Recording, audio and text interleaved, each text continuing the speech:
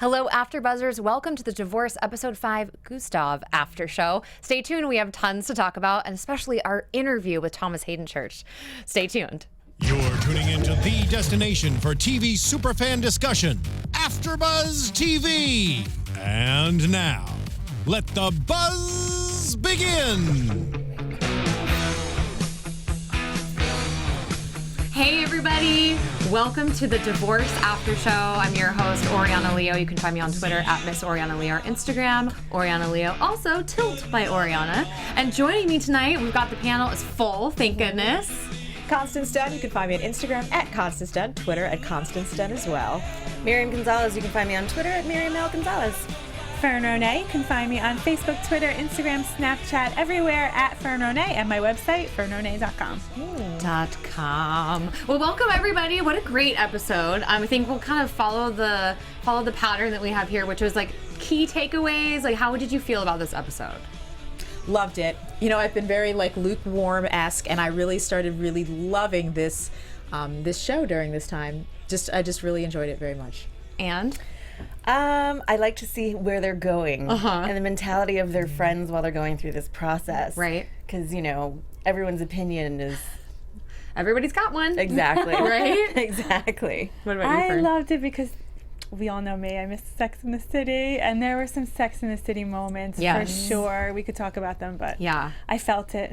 I felt it too. Feels. I was really impressed. We were speaking before we went on air of just this episode didn't quite have as much action as far as different scenes. We got really juicy scenes. We had really juicy relationships, I feel like. So we're going to get started. I want everyone to know that we had a fantastic interview with Thomas Haden Church that we were going to show you and roll into this show. It was a phone interview, but it went a little long. So lucky you and lucky us. You'll just have to check out AfterBuzzTV.com or the YouTube channel and check out that interview. Definitely. It is well worth it. We Yeah. had a great talk with him, and he is very forthcoming and open and honest, and there's some really interesting tidbits in there about his pre-Hollywood days and, of course, his kind of rise to TV fame and film fame as well. So definitely worth it. I So love please, those stories. yes, please check that out. Okay, so let's start with Robert. Okay, we have him seeing this attorney that his accountant has suggested. It's just a comedy of errors, obviously, but it just seems like there's this cascade of incompetence from all three of these jokers. What do we think about this scene in the home office of the attorney of it's all law? Yeah, law is law. It's just a mess to begin with. I mean, he's got the kitchen timer. The wife interrupts. It's his assistant. It's his not assistant. It's his wife. You know, he's got to monitor the oven while he's like doing this consultation. And you know, he's like, well, are you familiar with divorce law? And he's like, you know, law is law. I do wills and trusts, and no, law is not law. No. As a lawyer, law is not law. I did bankruptcy law. I would not do your divorce. I didn't do my own real estate closing. No. There were just so many red flags, but he was a great character because it was just hilarious. Absolutely hilarious. And how he ruins, I mean, he starts off on the wrong foot, right? Because he calls the house and spills the beans to Frances in the most awkward way possible. What are you wearing? Hilarious. This is a prank call. Yes, and it's funny because she sees caller ID that it's clearly a law firm, and she's immediately freaked out. She's like, "Are you a lawyer?" And he's like, "No, I'm not a lawyer." It is a very, very funny scene, and this actor is someone we've seen before, and this episode was so great. One of the reasons it was so great, it was like an actor's dream. There was Frank Whaley, right, and there was also Dean Winters that we know from Oz, and of course all those Allstate commercials. So they're just really bringing in, that's what must be the power of being Sarah Jessica Parker at this point in her career. She's executive producing, and she could bring in this one, that one, this one. So, and also they are in New York, so there's just a grab bag of great performers, and we get to benefit. Yeah, so true. I thought I love the scene of him, you know, essentially we think that he's getting an attorney because he wants alimony, right? Because that's what the broker had suggested. But then he goes to this attorney and says he wants to protect what's his, but he doesn't have anything. Right, he's Like, like trying to build it up like, I'm successful. Like, this is the point. Like, this is like when you do your taxes. Pretend you're poor here and that you need money. Like, you're I know your ego's getting in the way, but play it poor. It almost seems like he doesn't really understand any of this. Right. Because he's still getting the ego involved of like, well, I'm going to be doing really well really soon. And it's like, that's not even the point. Right. Like, I don't know. He just doesn't seem like he's connected at all. No. He's in denial. He's in denial about his finances. I think he's a little scared. He wants to feel like a man, and right now he's been so emasculated by Francis, by the people he works with during the open house. Julian. Yes, by Julian. He's feeling really emasculated, and so when he finds out that he doesn't really have a pot to piss in, the idea of him starting the fun zone, I love that. you know what I mean? Fun space. Fun space, fun space. Space. Trampolines. Yeah. You know, we see him with the broker, and he's really just trying to pitch his idea, like, to the broker. Like, there's no, he can't pay for this. Like, this is just charade is going to go on and on. And a lot of, it's just, he is in denial. He won't look at himself and take responsibility for himself. Well, it's a theme, and we talked a little about this with Thomas Haden Church today about the characterization of this is a portrayal of a man we don't see portrayed very often. And Miriam, you bring up a great point about him just being at a loss. Like, his life has been essentially nuked, and he is trying to figure out where the furniture is in this dark room and, you know, reinventing himself. And he is a little bit out of a loss. And whenever you feel like your life's kind of slipping away, you just grab at anything. Absolutely. I know I have. We've all been there. So it's a really good point. This is like a very big theme of this show. So Great scene in the car with the cookies being passed, where he has a great line. What did I say? He said, "This isn't a teaching hospital. Like, this is my life," which I love. Like, this is not, you know, his attorney is saying that he'll learn on the job, and from his ex's attorney, like, so bizarre. Well, it's they're pulling straws from a cookie jar that has no cookies, you know, and so you have Jerry, the attorney, it's law is law, and then you have Don, who's his accountant, who suggested this guy in the first So place. now we know that he's. And now that he's freaking out because now that he knows that Francis has went and gotten her a really powerful, like, badass attorney, he's a little freaked out. Yeah. And the fact that, like, Jerry's like, oh, you know what, I would kill to be in a courtroom with this guy, and I'll even lower my rate. It's like, you're playing Russian roulette with his life. Now he doesn't have a pot to piss in. He doesn't. He Just lost a Folgers his wife. cup. Yeah, just his Folgers pot to piss in. That's it, literally. And you know, he's just.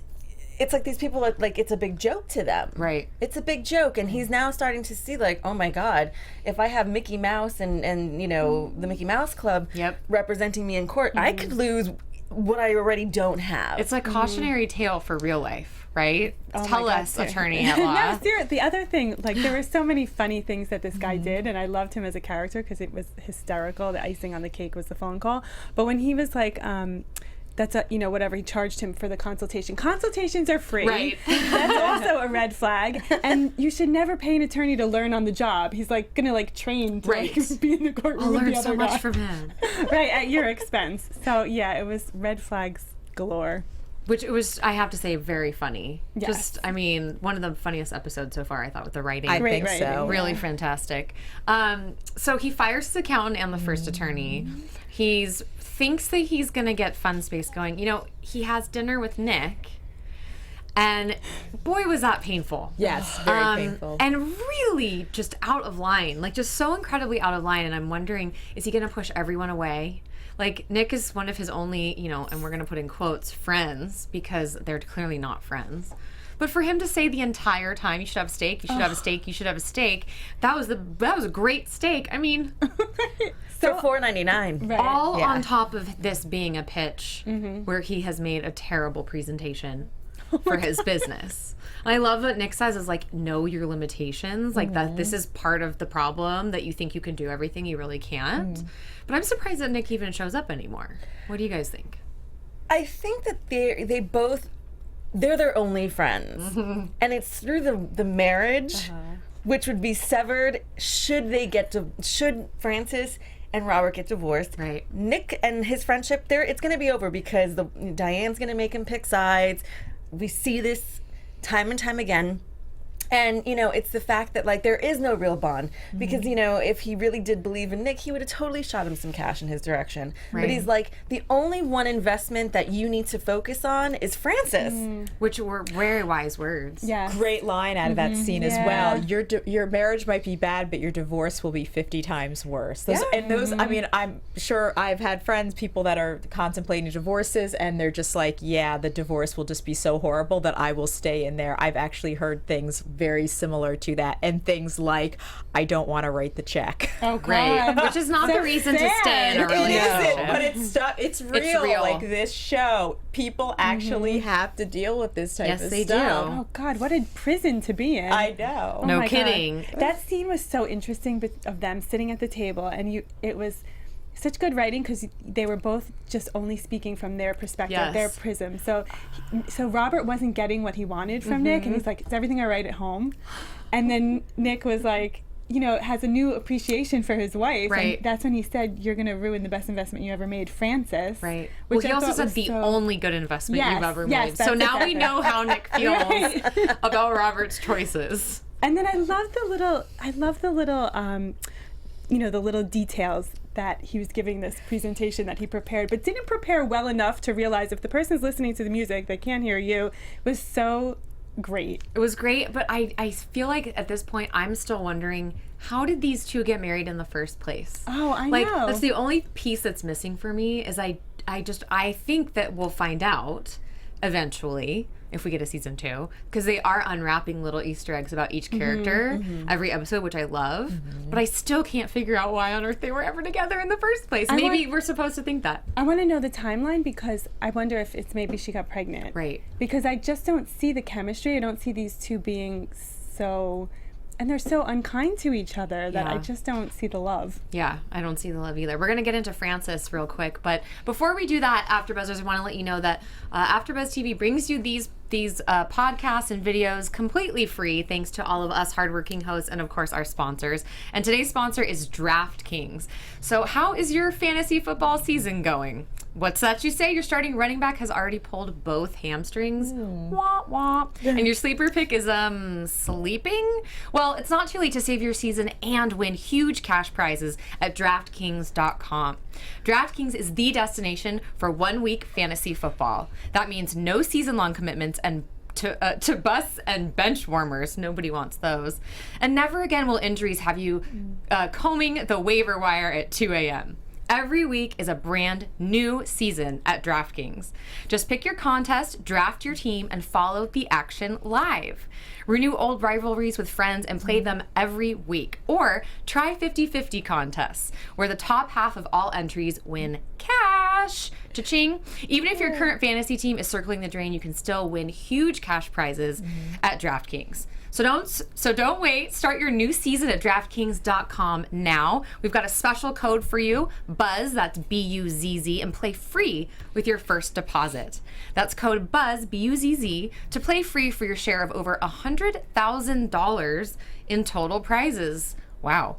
This weekend. So only at DraftKings.com. Eligibility restrictions may apply. See site for details. Thank you so much to DraftKings. You know, that seems like a neat way. If you've never played fantasy football, I haven't, but people talk about it and seem to be so into it. It seems like a neat way to try it, and especially without a huge commitment. Dip your toe in and have a great week. Just to learn what it's about. Absolutely.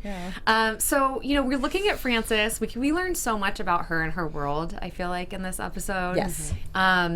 Starting obviously with her reaction to getting that phone call. What did you guys think? First of all, that just throws you off entirely, because here she is in the beginning of the episode waiting at the mediation office, and Robert doesn't show, and now to be blindsided by this really, really unprofessional attorney. Well, I like to call them pretend attorneys, the ones that do that, Right. And she's blindsided. So I think now she's kind of in this different mode of where she's got to do some sort of damage control, Right. so that way he doesn't have the upper hand, because technically he does, and we see that when she goes to meet with the lawyer, and she starts divulging all that information. I mean, details. He's like, put it on paper. we can discuss this the next time I see you. She's like, no, you do not understand. Like, I made him feel bad about not having an orgasm. And I made sure he knew every time. She emasculated him. And, you know, I think that as this divorce proceeding, should they decide to follow through? Because now that's the question at hand. You have all these opinions telling you to stick in it. And it's like, for what? You know, to continue a life of crappy orgasms and miscommunications and FUs down the hallway. So she's packing up the house. Did you guys see what she was writing on the box? Boots. I thought it said books. Boots or books, right? Okay. But I was really confused later on when she's dumping all the boxes in the dumpster. Is that a dumpster or is that like a storage pod? Because It's a dumpster for like a house that's in construction across the street. So was that her, that wasn't her stuff? Was that his stuff? That's his stuff. Okay. Because when she first was cleaning out and putting, we see her holding a pair of boots, and that's why she put boots on the box. Right. You know, and then to find out that he's now, she wasn't really going to do anything when she found out that he had a crappy attorney, but now that he's got this badass guy who, by the way, how creepy. Robert just left this guy's office, and now he's like, I know you were out with your girlfriends and you were having alcohol. Well, we're not going to get there just yet. Let's just first stick with the first attorney. I felt like we saw her switch. Yes, I thought she had a great line when she called him right after that and said, if you want to know the point, if you look back on this and how it all goes wrong, this was the point. I was like, that is perfect. It was. I thought, I was happy to see her angry. Yeah. Like to see her on the offense a little bit. Yeah, because she's always felt so like this was her fault. Yeah. Yes. And now she's like, no, now this is war. This is war. Right? Now that he's lied, he hasn't shown up, you know, like all of the stuff that he said about putting the kids first, and that's why they were going to do mediation, like that's obviously total BS. He's not putting the kids first. He doesn't really care. And then she goes to her attorney, right? She goes to this attorney that Dallas has suggested. Yep, Max Brodkin, fancy office. And he is essentially saying, you need to let me know everything that you've done. And we get this little peek into her mind of the things that she's ashamed of. And as you mentioned, essentially, that she emasculated her husband. What did she say? She admitted that she enjoyed making him feel inadequate. Yes. Which I was shocked. I was like, what? I was surprised I too. was like, what happened to this relationship that caused so much resentment? Yeah. I'm not surprised, actually. Really? No, because we see it when, in a couple episodes before, where she made the sacrifices to leave this life in the city so he could start this business, which we're now starting to hear from Nick and from other people that he's just not that good at. So she's made all these sacrifices, and he still has not stepped up to the plate. And now he's not stepping up to the plate as a man. Oh, honey, she's handing it to him left and right. But I feel like even if that were the case, she had to leave the city. She had to give up so much for him to start this business that he's proven he's not good at. So he's not making money. She's, you know, I feel like if you love your significant other, you still would be boosting them up. You still would be rooting for them. They do would still say be kind to each true other. love, you cannot be cruel to that person. Like if you have really true love, whether it's it's unconditional, but you can't have love and be cruel. Like it's not a true. It makes so much sense. Like your husband, like if he's hurting, you're hurting. Right. You would never want Right. to make him hurt because it would kill you. And going down that road is a dangerous path of, it's like the snake that eats its head. If you're going to start denigrating your husband or wife, et cetera, ooh, that's not just going to hurt them, it's going to hurt you. It's just, Absolutely. it's like you're destroying each other. Well, and that's, I think, a great point, Fern, about was it a pregnancy? Was that the thing that got them together? Because why so much anger? I think they were just never really in love, and now they're stuck.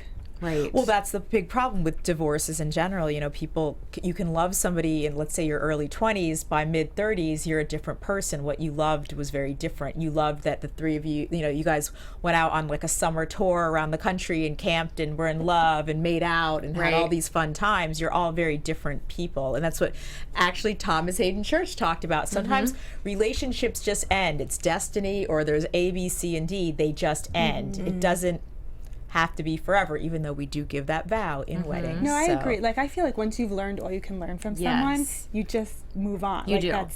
You evolve and move on from them. But I feel like you can still do it and be kind. I feel like that we're going to learn something about them that indicates why they're so mean to each Yeah, other. they clearly have a lot of anger. And we Yeah. see Thomas's anger. I'm sorry, Thomas. We see Robert's anger up front, right? Because he's been cheated on. So he's the one that has the quote unquote right, right? Right. But I'm really curious to see where this goes with Frances as far as her anger, as far as any sort of reason. Because, we heard about the mustache, and now, like, she didn't even do him the favor of faking an orgasm, Right. which... Let's just talk about this for a second. Is faking an orgasm is that a favor to the man? Are you taking one for the team? Like, or is it better to be honest? It's a favor to no one. Sorry. Depending on how the sex is going. Now, mind you, Frances and Robert aren't into each other. Right. So when you're having "I'm not into you" sex, Yeah. you're like, all right, we're 10 minutes in, and we get this over with, and you just do what you gotta do, and you're like, all right, let's bring it up a notch, and honey, that was great, and go about your day, because if not, you're sitting there, and he's gonna keep trying, and you're gonna keep trying, and then you're gonna get frustrated, and before you know it, you're having hate sex, and then you're like, get off me. So sometimes it's kinder just to, like, 10 minutes, 20 if you're really kind. And I thought it was interesting what she said.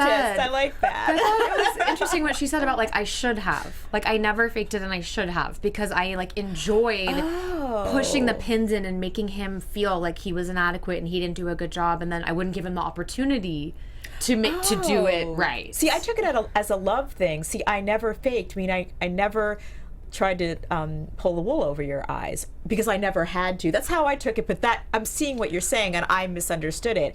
Get it? I never had to fake with him, Right. nor would I ever, because he's not a schmo. Initially, I took it as she never faked it because they always had great sex. No. And then, Yeah. and then I understood when she Okay. explained it that she never faked it to be kind. Right. Oh, no, she's mad as hell. But we're looking at this relationship of, like, where's the kindness? Where's the love? Was it ever there? Especially the reaction of the kids. That kind of like, yeah, we're fine, whatever.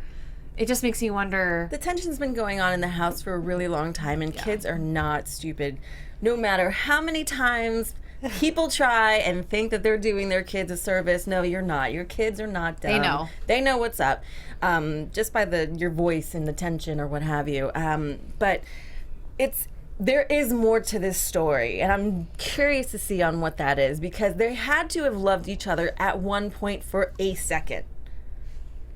Isn't that the story of divorce, though? Many people have loved each other and then they loathe each other. Yes. It's like when people loathe each other, you have to remember that they loved each other so much. He loved her so much to get down on one knee and pop the question. If that's the reason that he popped right. the question, Yeah. because we don't really know. it was done at gunpoint. From a legal perspective, Fern, Yes. when she's in front of her attorney and he's saying, like, you're going to have to be really honest with me, and, like, I love his little speech on, it depends how you define cost. But, he's very friendly. He's trying to make her feel comfortable. He wants to get all of the dirt out. As an attorney, knowing all the dirt that she needs to go home and list and send over in an email, like, is that to prepare... I mean, whatever she says, there's an attorney-client privilege, so he Right. can never divulge it. But Okay. I think it's so he can prepare his defenses in case Sure. something comes at him. Right. But yeah, I thought the conversation was interesting about cost. Like, it's more an opportunity cost. We're more protecting what you already have. Right. Oh. He's like, it's going to cost. She goes, how much does this cost? Quite costly. And the whole thing is so messy. Divorces aren't like any other litigation because Right. it's, there's the defenses are not like any other litigation. It's Right. it's a messy thing, and there's so many feelings involved, and there's so many people who get married without a prenup, which And money makes it they're so hopeful. worse. Yeah, Everything And, about it. 'Cause Too much money or no money Either way. puts you in a prison. Yes. So my question is this. So he says to her, email me all this information. Now, in this day and age with hacking, now they're back in the 80s, so not really that much of a problem. But in this day and age, is it safe to email all your indiscretions I mean, it's for safe it to be because, hacked? because your emails are, like, even if they were discovered, they can't be produced because it's attorney-client privilege. Okay. But But if someone were to hack your email, just like from an IT perspective, if someone were to hack your email and they were prominent New Yorkers and they put it on page 6, that, you know, maybe you shouldn't email it. Yeah, maybe it's you pretty write, good. Let's go back to the Stone Ages and write it down. Right. Yeah. Well, this actor that we see here, I don't know his name, but he is a guy we've seen before, and I think there's going to be something more there, because when we see Dallas and Francis talking, Dallas is like, he usually doesn't take many cases, and he even talks to Francis, and he's saying in that meeting, he's like, this is not going to be handled by a summer associate, it's going to be handled by me. So there's going to be possibly something interesting. Why would he personally handle Francis's case? It's a divorce case. Yeah. He would just hand it off to Well, somebody. do you think he really is, or is that part of the sales pitch? Oh, that could I be mean, true. she could probably tell from the website, like, that he's not a underling, that Sure. he's a senior, you know, or a partner. Yeah, I don't know. Maybe he. But like every step of the way. Right, Yeah. maybe he likes her. That's a I lot got of that billable. vibe. Yeah, I got that vibe. Oh, okay. Oh, we'll see if good, I'm right. Good. Yeah, because why would he be handling some not every famous person's divorce? step if of the he's way. So prominent. Be honest with Yeah. me. I'm your partner. And Dallas's reaction was telling. Like when she was like, "You what? Like you what? You?" And she's like, "You recommended him. What's the thing?" Like, Yeah, I didn't understand that actually. I didn't really either. She first said it's going to be expensive, right? And so money is a big issue in this episode, right? We see a lot of this. I don't quite know. Anyone else have any takes on her reaction of just being so surprised? Dallas's reaction? Yeah. I don't think that amongst their friends, and because they're all giving, like I said earlier, their opinions, I don't think their friends think they're actually going to go through with this divorce. Like, they've hit a rough patch. It's like, oh, if you want an attorney, let me give you, like, the shrewdest one of them all. Yeah, she's a little shocked, because she this is went for like it. Francis and Robert. Like, they've been together forever, and this is just kind of how they are, and we'll deal. That's really interesting. Yeah, I definitely didn't think about that. Yeah, that's a common thing. Being a married person, I could say I've had acquaintances and people I know who have been like, I said I'm filing for a divorce, and you're like, oh yeah, you are. I'm going to start doing Pilates 4 times a week. Right? We say we're going to do these things. We're gonna do tilt. Yes, we are. We're all going to do ask. Look it tilt. up. This will happen. And if you have a question, you can I ask. do. Inquiring. So I want to get into the art opening. But first, let's just touch on the nasty new attorney, who is great performance. Tony Silver. He is so good. And I'm like, he made my skin crawl. Right? The way his language was about Francis and Robert's like, can you tone it down, dial it down like just a little bit? I love him, and I'm so excited. I'm going to watch, like, you know, even more every week. I'm just so excited because I love this actor from Oz. I don't know if you guys ever Yeah. watched Oz. Scary Larry, and he played a Scary Larry dude back then, and he's always scared the bejesus out of me. So I saw him, and I'm immediately like, he's going to be excellent. He was definitely a show energizer, that's for sure. I thought so too. And it's a great example of the what's the word I'm looking for? The having someone fight on your behalf. Oh, advocate. Yes, the advocate system, because you see both of these attorneys kind of chomping at the bit, like they're excited. Right. Yeah. Right? Like, This is gonna be a juicy one. this is going to be fun, you know, Yes. their poor clients. That actor is.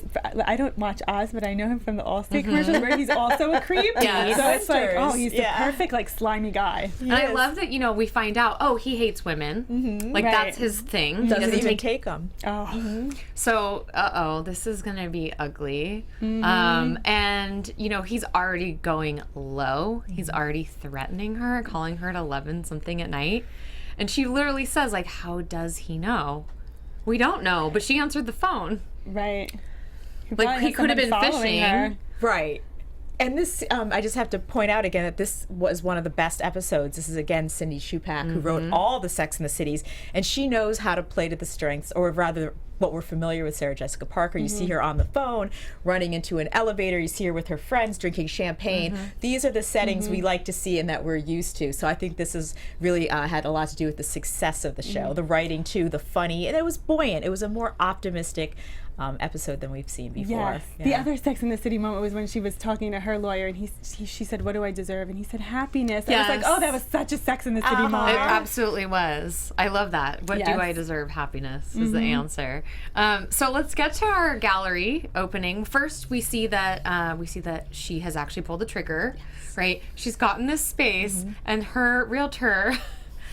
Essentially, she finds out that it's been everything under the sun, and she said, "Oh, anything can be here and be successful." What she meant was nothing works in this space. Right. What would you do if you found out after you signed all the paperwork that this place has been the place that nothing works in? First of all, I would have done my research Right? first. Yeah, why didn't you know that before? Like, this address, Google what was here before, but this is the 80s now. Is it the 80s? Well, with a lot of the genre of music that they're in, I don't think they're not in present day. But they have smartphones. They No, have 'cause everything there was- is modern. He cheated on September 11th. Yeah. Remember that? Yeah. Well, Yeah. it seems like they're in the Oh, sorry, 80s and that for was, like, some before reason. the It's a kids. stylistic genre, just Yeah. because I listened to an interview where she talked about this, and I understand that there's a very 70s, there's a very kind of vintage feel and look. Yeah. And yeah, that was because the genres that Sarah Jessica Parker was really inspired by had to do with, in the 70s, there was a vein of filmmaking that had very much to do with the music and the kind of album soundtracky and that look that you filmed in. So Yeah. there's a lot of that stylistically that refers to that, so that makes sense. Because I was thinking the similar thing until I heard that Or is the interview. music like the nostalgia from when they met back in the day? That's what she said on Yeah. Mark Maron. She said she wanted the music from when they were coming of age, like Right. that magical time when you're, a teenager in your 20s. That's why she And wants a lot of 70s and 80s Frankly, music. most people, that's their favorite music, the music they Yeah. grew up to, Yeah. right? They grew up Yeah. with. Exactly. So so she gets this space. I couldn't agree more. Do your research. Like, she's so hesitant about pulling the trigger on anything and moving forward. And it's like, why isn't she putting more attention into it? Right? I don't know, but we'll hope it works. We see Diane, who wants to put in a coffee shop next door, right? And that's like the complete antithesis of what Frances stands for. And we see this at the opening, right? Which is for Mickey Burgess. I don't know this fellow fans. I don't know if you do. Is he a real guy? I'm guessing. Okay. I have no idea. But they go to this party, and we see Dallas and Diane and Frances kind of in their element, the Sex and the City moment, right? And Mickey Burgess comes up and he introduces himself to Diane, and we find out that Diane and her husband are serious art collectors, and that she has no idea about it Right. at all. They bought a series of 40 paintings and one made it into the house. How does this change your perspective of like the trio, this information? Does it? It's kind of like when Charlotte didn't have to work and Carrie was like working for $1 an hour at Vogue. And there was a resentment that formed between them, and she was jealous essentially. So I feel like it's going to cause a bit of a jealousy rift between Frances and Diane. I don't know. I think because Diane is so she's so clueless to what she has. When she said, "Oh, let's go to this art, opening, or I can introduce you to all these artists. Which Here's was my sweet. list." That was really sweet. Yes, it was. And she's like, they owe me one, therefore they owe you one. very So nice. now that she's hearing, like, wait a second, you have 40 pieces of art. And only one's in the house. So where are the other ones? Like in the garage? Are they like in storage? Did you lend them to a museum? Can you lend them to mine? Oh, I didn't think of that. Good point. You know, Really like good here she point. already has.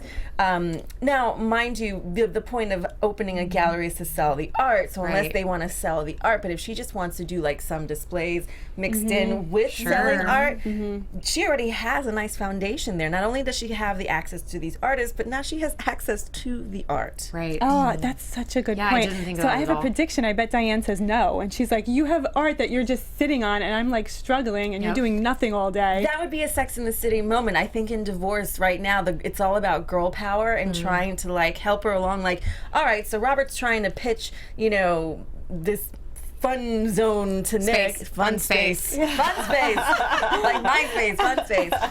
To Nick, and Diane shoots it down right away because she knows that, Frances has sacrificed a lot of her life doing what she doesn't love. Now she's pursuing doing what she loves. She's going to do anything in her power to make sure that happens because she's like, screw that guy. What did she say in one of the last episodes? She's like, if you don't screw him, he's going to screw you. Yeah. But what's interesting about Diane is that I love that we see that she's not drinking. Right? Hilarious scene. Great timing, comedically. Accident. I'm surprised she didn't like smell the champagne. Yeah, she was pretty close. But I think yeah. we've all been there when we're like, I said I wasn't drinking. And then they bring it, and you're like, oh, but that doesn't count, does it? It's light. But I think it was telling that she knows that her bad behavior was a result of being drunk, right? And totally humiliated. humiliating herself and her husband and everything. And I like it too because, you know, we talked on the first episode, you were mentioning that you felt like she was a bit of a caricature, right? And I love that alcohol was the reason behind that. Oh, right. You know, because she hasn't been that way since. She's just maybe a little, but not nearly as over the top. I think when you're intoxicated and you're with a significant other like Nick for so long, that it's like when someone starts clicking their pen, you're like, why are you clicking your pen? You know, and I think that when she's drinking, it intensifies it, which then in turn, like, he gets annoyed with her, she gets annoyed with him, and now we have, like, you know, the first episode of a gun shooting situation and a heart attack. She seems terribly bored, don't you think? Like, what does she do? She's got to be like a housewife. I mean, that's what it seems I loved her dress. I mean, can we just talk outfits for 1 second at the gallery scene? I really liked her dress and like necklace combination. It was a really nice, like, form-fitting black and white dress, and I think she had like a nice red jacket over it. Some of the I just always look at the outfits. You know, you can't help it's a Sarah Jessica Parker vehicle. Sure. And they have some neat. I think they've been really creative. They don't do the cookie cutter stuff that's done a lot. Right. So they, we do have this kind of a Sex and the City scene where her friends start calling her out for the weird, bad stuff she's done. Oh my God, I'm like, kick her while she's down. I know. Why don't you? I was kind of like, where is this coming from? Because it provided some, it was funny, but it was, like you said, it was not the right time. And yeah, like the poor girl is like having it bad right now. Do you really like, and that's the other thing. It was such an insignificant thing. Taking her, like that you still remember it, like you still have it in your holding on to it. Right. Dallas was really holding on to that. Like that's all you have to think about. That you remember that was so weird to me. It put a bee in her bonnet, though, and maybe, I don't know about you, maybe you guys are better women than I, but I know that there have been things that longtime friends have done that put a bee in my damn bonnet, and I didn't bring it up or have never brought it up. But really, so I would say I would always bring it up. See, you're good. If they're a real friend, I would say something. But something like that, you would be like, you would have brought it up sooner right away and joking about it because it's not that big of a deal. Like, how are my dead husband or whoever it was, flowers doing at your house right now?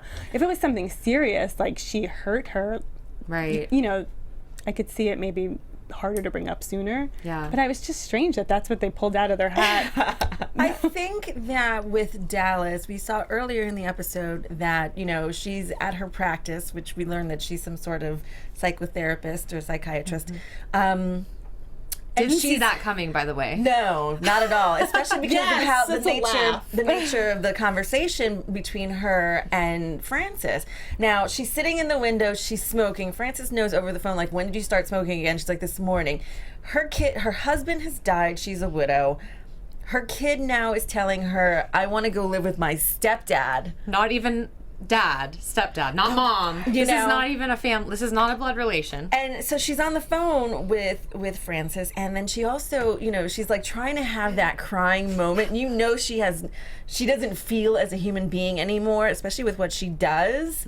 She's like, I'm trying to cry, and she can't even get it up for her. Yeah. Self to cry to her friend. And during that whole conversation, Frances is distracted with her own problems. So maybe it was a resentment thing on Dallas's part that once again, this is all about you. Everything points back, like, you're going through stuff, you're going through divorce. I called you for support. You weren't there. She was trying to rush her off the phone because she was on her way somewhere. Right. You know, the surprise to Dallas that, you know, you're actually going to go through with this. Right. You know, so I just think that Dallas was trying to, in her own way, pull attention back to her. Right. And that was the one thing that she was holding on to. Like, I didn't want my dead husband's flowers on your coffee table. Right. Which is really creepy. She's feeling really sensitive because of what's going on with her son. Yeah. She wants to be able to express herself, but her job is to receive people's problems, right? Not to like unload her own. And it did seem like she needs a therapist too, right? And it's got to be hard to, you know, when your friend calls you that I need this right now, you know, when you already have your own crazy life. Right. I don't know if that's really realistic of her to expect. What do you think? Depends on the nature of the friendship, right? Yeah. Yeah. If it's a total bro, you know, it's what you do. Right. I'm always happy to do that for a very close friend, Yeah. aren't you? It's like, I'm like, I'll pull over, I'll listen. You know, it's like an honor to be Right, like called. what's going on? Yeah. Well, there comes a point, and I will go back to Sex in the City, you know, when she breaks up with Mr. Big, when her friends are like, all right, you have 5 more minutes. Yeah. And then you're going to have to go and see someone about it. Oh, There I comes love a that. Now, like, cutoff- we're screwed up as you. Yep. Yeah, you know, there comes a cutoff point where it's like we all have our own baggage, and you need someone with an unbiased opinion to really hear you out and give you like, all right, so this is what you're saying, and you have A and B and C, and then there's X. You know what I mean? Well, you need someone who can hear you. And like Frances is not in a place that she can hear anybody. She can barely hear herself. Right? Like, so I do think it's kind of hard to lean on someone who's not in the best place. Yeah. She's not available, that's for sure, as a friend. Right. But it really doesn't help. We'll get to the whole Gustav situation, but when they are in the car afterwards and Diane asks for the dog back, Oh my God. it says so much about her that like this life that she threw away, that she didn't want, that her friend did a solid, you know, how, I just think it's so distasteful. Well, she doesn't even like dogs to begin with. Right. But now that she's so happy with Nick, it's all of a sudden like Nick misses the dog. I love that Frances pointed out he couldn't pick him out in a lineup. Like, Like a dog lineup. I love that. it's wonderful that you guys are doing great now, and all of a sudden Nick misses the dog. But can you throw me a bone here? Yeah. And like, yeah. Yeah. I'm sorry about the flowers, Dallas. I'm sorry that you want the dog back when my kids are attached. Like, give me a break. Right. And that is it's hard to watch. Yeah, I felt I don't so know. bad for I felt her. bad for her too. But we get to see a little bit more of the depth of her expertise and her passion at this gallery opening. So we see Mickey Burgess. We find out the stuff about Diane. We hear, you know, Frances getting kind of ripped on, and then she meets Carson Hodges, this other artist, also mustachioed. So I kind of had a bad feeling about it. So I was like, I don't think mustaches are a good omen in this show. But they really have a connection. They're talking about Kuntz's calculated commercialism, you know, getting really, really uppity about, you know, art. But it was nice to see her have a connection like that. And what did she say? She said everyone deserves to be able to look at something beautiful, provocative, and challenging. Even if you don't live in New York City and Paris, which is something else she has an insecurity about. Right. I don't live in New York anymore. But we get to see that but this man was probably never beautiful, provocative, or challenging, her husband. No, right, And right. she's starving for that. And you know what's the thing that you're missing that you're going to glob onto and suddenly think is just like the best thing since sliced bread, which he fits the bill. He's a very successful artist. She admires his work. So she's just like, you know, that feeling that you have. And of course, we know what happens afterwards. That feeling doesn't last. So question, because the title of this episode is Gustav, and we only see him for a brief moment, right? He's drunk, and he essentially blows the gig. And it made me wonder, like, was she a mark? Is this really, are they almost con artists of like they're trolling for wealthy people that are going to buy their art, and knowing that she's not as wealthy as her friend, it's like, oh, what a waste of time. It was definitely a statement on the art world. I think it was done intentionally, and it was for fun. And as we talked with Thomas Haden Church earlier, he talked about Sarah Jessica Parker being kind of like la grande dame of New York. She knows everybody, and so I'm sure she's in this world a lot. So this was probably something funny and probably based in some type of reality that they pulled into this. I love it. And to get in a fight, these two that are supposedly in cahoots, or maybe they're not, or maybe, I mean, what do we think about that relationship? I don't know how much water to put into this scene, but when the episode is called Gustav, and we only see him for 5 minutes, and then they get into this really bizarre fight on the floor. So my question is, are they related? Who knows? I thought that the two guys? I thought that he said he was like his nephew or something. Correct me if I'm wrong. I thought that they were related, and it was like this whole like one-up situation that they were trying to do, a competition. It was. Type thing, but wow, it was Maybe that's another super... commentary on the art world of just the egos and like, oh well, I'm this way and you're this way, and Right. and not being able to handle the conflict without just losing Oh my themselves like God. children. like a bar fight. Yes, and it was really sad because you're thinking of Frances and how she's excited. So even if this is not, she's just excited to be around a guy that's just, you know, fun and intelligent. That's just, you know, that alone is exciting to a person, to a guy, to a girl. And then to have it punctured like that, like, whoa, you might just be interested in this. And then later we get into the car and we have Diane saying, oh yeah, some other guy was interested in me for maybe, you know, like he thought I was the event manager. And it's just like, talk about a wake up, right? Right. But Then she says she's going to go on a date with him. I know, which is funny, which is like the boom setup joke that you have here. But it's one of those things when you're newly single and you're like, wow, it's that bad out here. Yes. All she needed was just a little bit of an ego boost, like a good conversation, good flirtatious night. And then they're sitting in the car like, what do we have to offer now at this age? We're single, a little older, have kids, we're out, like... Well, and Diane they makes only that want to comment use us for things where she's like, "Oh, like I'm glad I'm not in that world anymore, God, right?" yeah. Even though we saw her behavior before, like she's looked like she wanted to be single, and now she's poo-pooing on it, right? Yeah, because she's sober. Right. So we're running out of time. So I thought, does anyone have news and gossip at all? AfterBuzz We're in episode 5 of season 10. There's 10 episodes, so we're halfway point here. I like it. I did want to I'm mention enjoying that it. Thomas Haden Church mentioned that there was in a write-up in the Washington Post, was it? New York Post. Sorry, New York Post. So I would like everyone to check that out. Didn't get a chance to read it yet, but was a write-up that I'm sure was deep and provocative if he was going to mention it. And then do we have any predictions? None. It's an open road, gals. Agreed. Open road. I made that one prediction about Diane not offering the art, which was your good prediction to Yeah, start you're with. good with predictions. Yeah. What do you think? I'm hoping that a friend helping a friend out. Like I said, it's definitely going to be, if they do pursue going through a divorce, Frances wins Diane and Nick in the divorce. Right. Period. Okay. And Robert can kiss his friend goodbye. I see her being helped out by Diane in a very big way. Frances. Okay. And I think that because Diane is so clueless and sucked into bubbles, it seems, it'll be easy for her to get help from her. I think where she's going to get a lot of trouble is now them going through this divorce process with these crazy lawyers. Right. And wow, let's just say I feel like it's going to be war. Is Frances going to meet a hot guy? No, I think Magic ball. this was like one of those situations where when we see her talking to the artist, there was a glimmer of hope in her eye. Like, oh my God, there is a guy out there that I can talk to that's going to be amazing and I'm going to have so much in common with.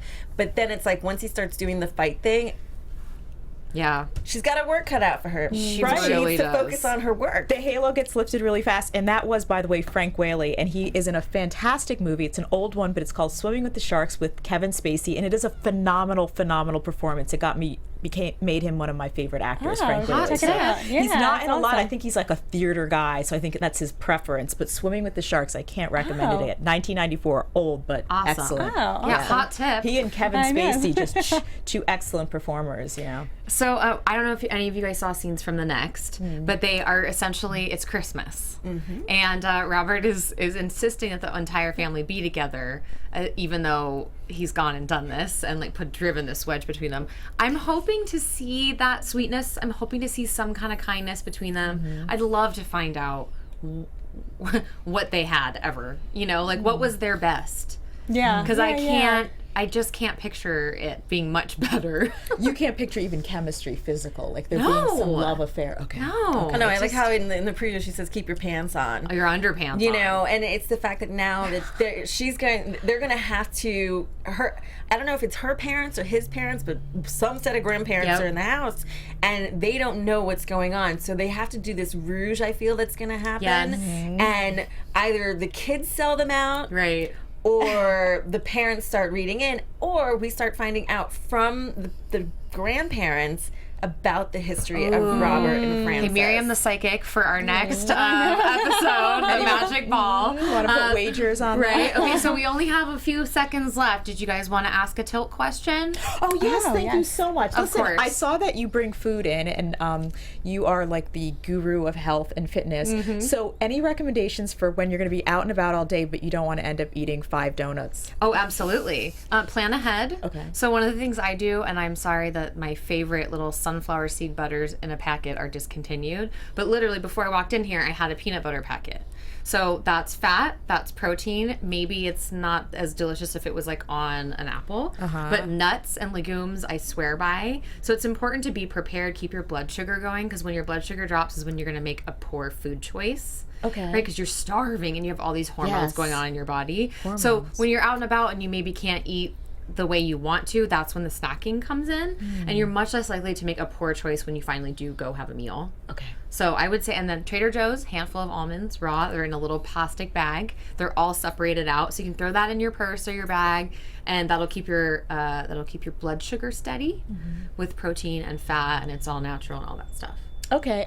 Any drink recommendations that aren't like iced coffee or soda beyond water? Is there like, did you coconut water? I drink a ton of tea. Okay. Whether it's black tea with milk or like coconut milk or herbal tea, but hot water suppresses your appetite. It also takes care of your throat, your voice for vocal hygiene, and it helps keep you healthy because if there's any bacteria growing in your throat, it will go into your stomach and die with the stomach acid.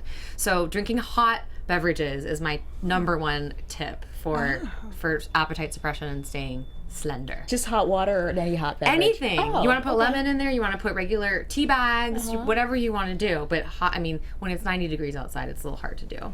But tea's the answer. Great Hot tips. tip. Yeah. Hot tip, yeah. And on that note, I have plenty of more tips to share if you guys are interested of how to look and feel your best. I'm Oriana Leo. You can find me on Twitter at Miss Oriana Leo, Instagram at Oriana Leo, and of course tiltbyoriana.com and Tilt by Oriana on all social media as well. All right, great. I am Constance Dunn. You can find me at Instagram, Constance Dunn, and Twitter, Constance Dunn. Miriam Gonzalez, you can find me on Twitter at Miriam L. Gonzalez.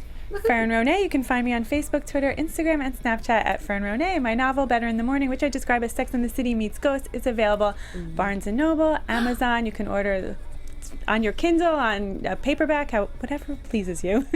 Please order it and read it is what she's saying. Thanks everybody for joining us. Please check out the interview with Thomas Haden Church. That should be up on the website and on YouTube. Until next time, bye-bye. Adios.